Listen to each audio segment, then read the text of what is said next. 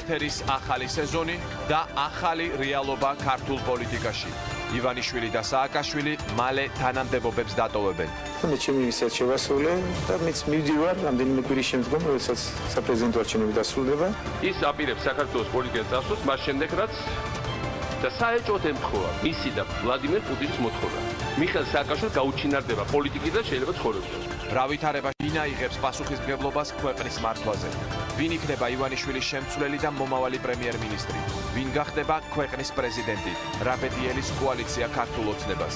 საზოგადოება დიდი ცვლილებების მოლოდინში. საკვანძო შეკითხვები ჯერჯერობით პასუხების გარეშე. ქართული ოცნების თითქმის 1 წელი შედეგების შეფასება. წინასაარჩევნო დაპირებები, ვის გაუმართლდა და ვის არა მოლოდინი. მან ყველა სიტყვა შეასრულა, რაც ქართულ ხალხს დაპირდა და აპირებს ამ სიტყვის შესრულებასაც. მე ვხედავ ძალიან მნიშვნელოვან საფრთხეებს და რისკებს, რომელიც უკავშირდება საარჩევნო დაპირებების არ შესრულებას. ყველა ეს დაპირება აღმოჩნდა ტყუილი. შესაბამისად, ის დგას ნაბიჯს, რომ გაეცეს პასუხისმგებლობას. ფართო საზოგადოებრივ პოლიტიკური განხილვა, დებატები ღია ეთერში. საზოგადოების სხვადასხვა სფეროს წარმომადგენლები, პოლიტიკოსები და რა თქმა უნდა აუდიტორია.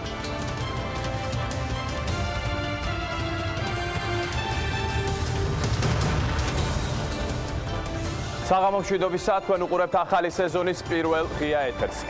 Ქეიდან ტრადიციულად ყოველ პარასკევს იმავე დროს 21 საათსა და 50 წუთზე ჩვენს კვლავ ეთერში ვარ და გთავაზობთ მთავარ პოლიტიკურ მოვლენებზე საჯარო დისკუსიას პოლიტიკოსების, საზოგადოების სხვადასხვა სფეროს წარმომადგენლების და რა თქმა უნდა ფართო აუდიტორიის მონაწილეობით. დღევანდელი თემებისა და სტუმრების შესახებ გადაცემის შესავალი ნაწილიდან თქვენთვის უკვე ცნობილი, აქვე გთავაზობთ ინტერაქტივის შეკითხვას, როგორ აფასებთ ბიძინა ივანიშვილის გადაწყვეტილებას თანამდებობიდან წასვლის შესახებ. ასევე თქვენ შეგიძლიათ იაქტიუროთ ჩვენი Facebook-ის ოფიციალურ გვერდზე და თქვენი კომენტარები ღია ეთერში წერილობითი სახით მოხდება. დღეს ჩვენს ეთერში ბევრ და ერთმანეთისგან განსხვავებულ მოსაზრებას მოისმენთ. მას ასე ვიწყებთ განხილვას ჩვენს სტუდიაში სტუმრებთან ერთად.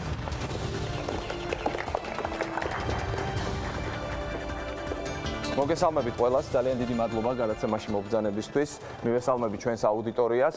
დავბრუნდები და უკვე აუდიტორია ჩვენს დისკუსიაში.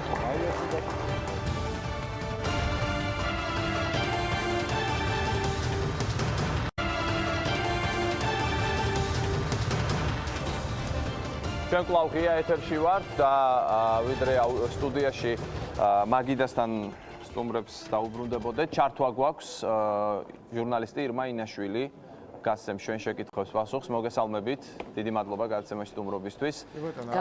ჩვენ საუბრობთ შეუსრულებელ დაპირებებზე, არა მარტო ჩვენ, ანუ ჩვენ რესპონდენტების ნაწილი გულისხმობ.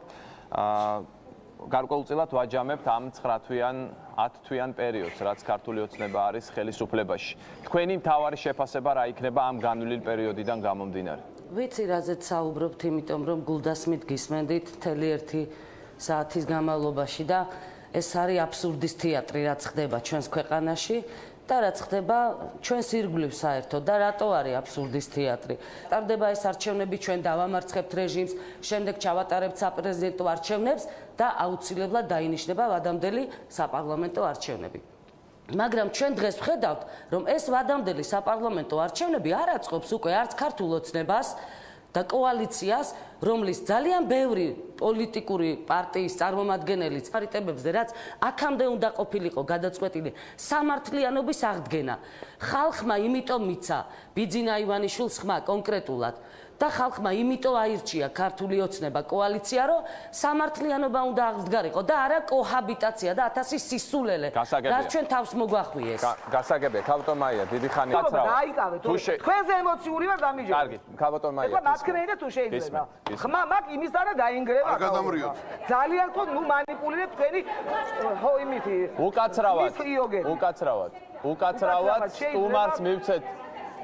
უკაცრავად თუ შეიძლება კორექტულად, თუ შეიძლება. უკაცრავად, ქალბატონო, თქვენი ხმა არ ისმის? გმირი მე ვიცი გიორგი ანწუხელიძე. ძალიან ხო თქვენ ამ გმირობას ასე ნუ დარბაზმა თავისი თუ შეიძლება, უკაცრავად. ქალბატონო, არ ისმის თქვენი ხმა მიკროფონის გარეშე, უკაცრავად. უკაცრავად ქალბატონია დაასრულეთ გისმენთ. თუ მექნება საშუალება რომ დარბაზი არ მაწყვეტინდეს, კარგი იქნება. იმიტომ არ ვზივარ დარბაზში, რომ ასეთ ნებათა ღელვას რა ვქნათ ეხლა რა უყურთ კუმირების ხანაში ცხოვრობთ ხო გესმით არა იქ ჩემი საყვარელი პრეზიდენტია აქ გმირია მოკლედ ძალიან თქო ნუ გამაწყვეტინებთ საუბარს თუ არა და ესე არ გამოვა სხვანაირად მე შემიძლია ვთქვა რომ ჩვენ ცხოვრობთ ტოტალური ფასეულობათა აღრევის ხანაში იქნება ზოგადად ალბათ სახელმწიფოს იმიტომ რომ ამდენი მსახიობი მხატვარი და მე არ ყოფილა პარლამენტში მაგრამ მხატვარი ვარ თავად დაამთავრდეს რა ეს დილეტანტიზმი ეს ემოციური საუბრები ხელების ბრახუნი ჩვენ გავიარეთ 90-იან წლებში ბატონო დიმა ეს ერთი ეხლა ძალიან ამაზე აიას უნდა უსმიროთ ჩვენ და აი ესაა საქართველო თქვენ თუ გისმენდით თქვენ თუ გისმენდით აი მე დედა არ გადაგვრიოთ ჩემო ძვირფასო ჩემო აი მე რა უნდა გითხრა იზას კაბატონი იზას შვილი ხარ და მე ვერაფერს ვერ გეტყვი რა მნიშვნელობა აქვს ბიძინა ივანიშვილმა ჩაიბარა ხელისუფლება თუ თავრობა და პარლამენტის უმრავლესობა დღეს რას აკონტროლებს ბიძინა ივანიშვილი ეს ერთი კითხვა მეორე კითხვა ქალბატონმა მარინა ბძანა რომ მისი შვილი ხო უსაფუძვლოდ ყაჩაღობაში ამხილეს და გირაუთი არის. ვეტყვი ერთ რამეს როგორც სისხლისამართლის ადვოკატი რომ ძალიან კარგი შედეგი არის გირაუთი ყაჩაღობის ამხილეს როცა დააშავებ რამეს. ძალიან შეთითხნეს. ნუ ახლა შეთითხნეს თუ არა მაგას ისევე ის ხელისუფლება ნუ სასამართლო ხელისუფლება გადაწყვეტ ქალბატონო უკაცრავად რა რომელიც დღეს რომელიც არა უკაცრავად ბატონო ბოლო კითხვა ბატონი ბიძინა ივანიშვილი ხო ხელისუფლებას ვერ აკონტროლებს გასაგებია კიდევ ერთი ჩართვა გვაქვს და შემდეგ დასასრულისკენ მივდივართ კიდევ ერთი რესპონდენტი გვხვდება კახა კუკავა ბატონ კახა მოგესალმებით მოგესალმებით საუბრობთ პოლიტიკურ პროცესებზე და იმ შედეგებზე რაც შეიძლება მოყვეს ივანიშვილის წასვლას თანამდებობიდან მოგცემთ შესაძლებლობას მას შემდეგ რაც ჩართვა იქნება ბოდიშ გიხდეთ გისმენთ ბატონ კახა გისმენთ გამშვიდობის ვახო პირველ რიგში მე მინდა გამოვეხმაურო იმას რაც ეხა ხდება უკაცრავად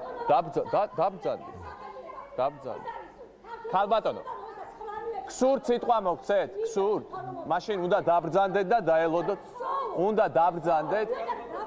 დაბრძანდეთ და მოგცემთ სიტყვა. სხვანაირად არ გამოვა რა. გადაცემას აქვს თავისი თანმიმდევრობა. უკაცრავად დაბრძანდით და მოგეც გასაგებია. გასაგები. დაბრძანდით და შემდეგ თქვი თქვენი სათქმელი. სალომე თუ შეიძლება გადააწოდე მიკროფონი და უკაცრავად სიტყვას მოგცემთ მას შემდეგ რაც რესპონდენტი ჩაერთვება დამშვიდით ახლა რა ბატონო კახა დიახ ვახო მოგესალმები მე არ ვიცი რამდენად ისმის ახლა სტუდიაში ჩემი ხმა ერთი წამით ქალბატონო ბატონ კახას შეკითხვას დაუსვამ და შემდეგ ბატონ კახა საუბრობთ იმის შესახებ და თქვენ გვისმენთ კარგახანია რა შედეგები შეიძლება მოყვეს ივანიშვილის წასვლას თანამდებობიდან და მოვისმინოთ თქვენი მოსაზრება.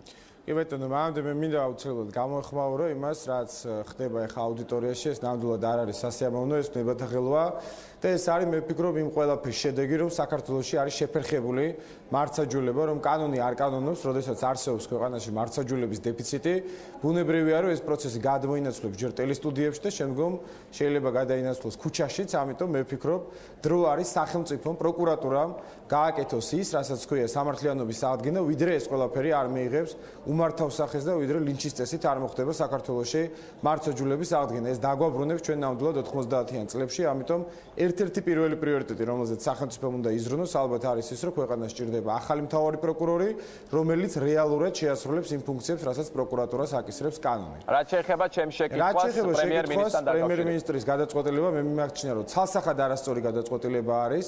მე ვფიქრობ, რომ ბიძინა ივანიშვილის გადადგომა არის ძალიან ნაადრევი და ეს შეუქმნის საფრთხეს ქვეყანაში სტაბილურობის გარანტიებს. მიუხედავად იმისა, რომ მე არასდროს არ ყოფილ ვარ და არც დღეს არა ვარ ბიძინა ივანიშვილის მხარდამჭერი და არ ვთვლი, რომ ის კარგი მმართველი არის, ობიექტური რეალობა არის ის, რომ დღეს საქართველოში სტაბილურობის ერთადერთი გარანტია არის არა რომელიმე სახელმწიფო ინსტიტუტი, არამედ ბიძინა ივანიშვილის ავტორიტეტი. მე ვფიქრობ, რომ იმ პირობებში, როდესაც ბიძინა ივანიშვილი გადადგება, თუ ეს მართლაც 2013 წლის ბოლომდე მოხდა, საქართველოს ექნება სტაბილურობის ძალიან სერიოზული რისკები და მე ვფიქრობ, ამას ბატონმა ბიძინამ ანგარიში უნდა გაუწიოს, ამიტომ მინიმუმ 1 ან 2 წელიწადი ვფიქრობ, რომ სახელმწიფოებრივი ინტერესებიდან გამომდინარე, ახლა ვის მოგწონს ივანიშვილი და ვის არ მოგწონს ეს მეორე ხარისხოვანი არის ამ შემთხვევაში. ყველაზე უფრო მეტად საქართველოს რაც ახლა ჭირდება, რეფორმებზე უფრო მეტადაც რაც ახლა ჭირდება, ეს არის სტაბილურობა და მე არ ვთვლი, რომ მარგველაშვილი ან ის პრემიერ-მინისტრობის კანდიდატი, რომელიც დასახელდნენ, შეძლებენ ქვეყანაში სტაბილურობას. რაც შეეხება ვადამდელ არჩევნებზე თქვენს მოსაზრებას. ვადამდელი არჩევნები ბუნებრივია, რომ ეს ახლა საზოგადოების მოთხოვნა არის და ეს ჭირდება, თუმცა მე ვფიქრობ, რომ ესეც არ უნდა იყოს ნაჩქარევად დანიშნული. ჩვენ უნდა გაუფრთხილდეთ ძალიან სტაბილურობას, ვიღაცა შეიძლება სიტყვა სტაბილურობა აქვს მობეზრებული, მაგრამ ვისაც გვახსოვს 90-იანი წლები და დარწმუნებული ვარ, რომ ძალიან ბევრს ახსოვს, არც არჩევნებს ჭირდება დაჩქარება, არც ივანიშვილის გადადგომას. ქვეყანას ჭირდება, რა თქმა უნდა, ახალი მთავრობა, რომელიც შეძლებს რეფორმების გაკეთებას, გატარებას ქვეყანაში, მაგრამ ეს უნდა მოხდეს ეტაპობრივად. მე არ ვიცი, როდის უნდა დაინიშნოს ვადამდელი არჩევნები, იმიტომ რომ ოქტომბერში საპრეზიდენტო არჩევნები გვაქვს, აპრილში ადგილობრივი და ეხა თებერვალში თუ კიდე სადმე შუაში ვადამდელ არჩევნებს ჩავაკვეხებთ, ესეც არ ამგონია, რომ ქვეყნის სტაბილური განვითარებისათვის მიზანშეწონილია. მადლობთ, გისმენთ გაბატონო. მოგესალმები საზოგადოებას.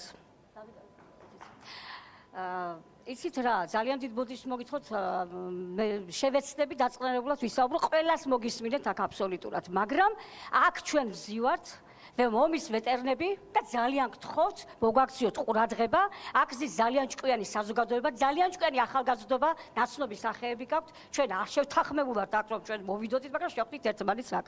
მე რა მინდა რომ ვთქვა, ბატონი ბიძინა ივანიშვილს მივეცით ხმა, მივეცი პირადად ხმა, მაგრამ ბატონი ბიძინა ივანიშვილა, რომელმაც ჩვენ ომის ვეტერნებს, პატრიოტებს, პატრიოტ ახალგაზრდობას დააგვირდა სამართლიანობის აღდგენას, თუნდაც ის ცოცხები, თუნდაც ის მაპატიეთ ერის პოლიტიკური გაუპატიურება, მე მგონი გაიგებს ამ სიტყვებს ყველა და გლეხიც გაიგებს და ეს რა ქვია, პოლიტიკოსიც. და გამოდიან და საუბრობენ მამან-მამანის სიტყვებით, ეხლა პირადუზე რო გადავიდე, 4-ჯერ დამარბეს, მეხუთედ ბატონ ბიძინას მოსვლის შემდეგ დამარბია ისევ ნაციონალები არიან მოსულები, ისევ თანამდებობებს ზეზიან. ბატონი ირაკლი ალასანია მინდა რომ გაიგოს კარგად და დროზე დატოვოს პოსტი ჯობია, ვინაიდან ჩვენ და დოლიძე რომ არის და დავით აფციაური და გია ყარყარაშვილმა კიდევ მაპატიოს, მაგრამ ჯობია რომ დატოვოს ის პოსტიც და საერთოდ დაგვანებოს თავი ვეტერნებს, აქ ზის ხალხი, რომლებმაც სისხლი დაღვარეს, ოფლი დაღვარეს და რა მინდა რომ ვთქვა ეხლა, რაც შეეხება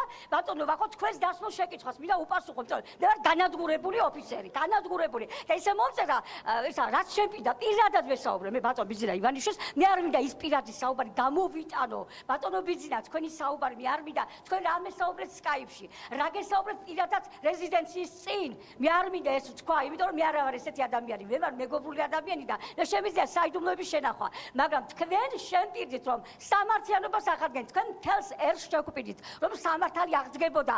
თუ თქვენი შვილი დაპატიმრებულია, მე გითანაგრიზნობთ, რა თქმა უნდა, რაზეა საუბარი, შვილების დედა ვარ. მე უფროს შვილს სამხედრო პოლიციაში მიკლავდნენ ნაცფაშისტები, ნაციონალები არა, ნაცფაშისტები მიკლავდნენ და უნდა გასამართლეს ისინი, ვინც ამას აკეთებდა, ბინებიდან გამოყარეს. ქუჩაში დაგვაგდეს, მაგრამ ეხლა რა მინდა რომ გავამახვილო ყურადღება. სამ კანდიდატზე მიდის აპელირება. აი, ესე იგი, დავით ბაქრაძე, ქართული ოცნებდა მარგველაშვილი, რომელსაც არ ვიცნობთ ხალხი ვინ არის, ჩვენ მარტო ბიზნეს მივეცით ხმა და მესამე ქალბატონი ნინო ბურჯანაძემ წამოყო თავი. რატო წამოყო თავი არ მინდა ეხლა რო ვილაპარაკო აქ. და ცხენოდეს. ეხლა რა ხდება? ნაციონალურ მოძრაობაში მზადდებოდა გადმოფრინავდნენ შემდეგ გადმოსკუპდნენ აქ ოცნებაში. ერთადერთი კანდიდატი ბატონი გიორგი ვილუაშვილი და რატომ მინდა აღნიშნო ეს? ერთი წუთით. არა, მე მინდა რომ გააშუქოს ყველა ტელევიზიებმა და კანდიდატები გვაჩვენოს. გასაგებია, კაი. აი ეს მინდა რომ თქვა. მადლობთ, დაბრძანდით თუ შეიძლება თქვენ. დაპირებების დიდი დღევანდელი ღია ეთერი ამით დასრულდა. დიდი მადლობა მომავალ პარასკევს 21 საათსა და 50 წუთზე შევხვდებით.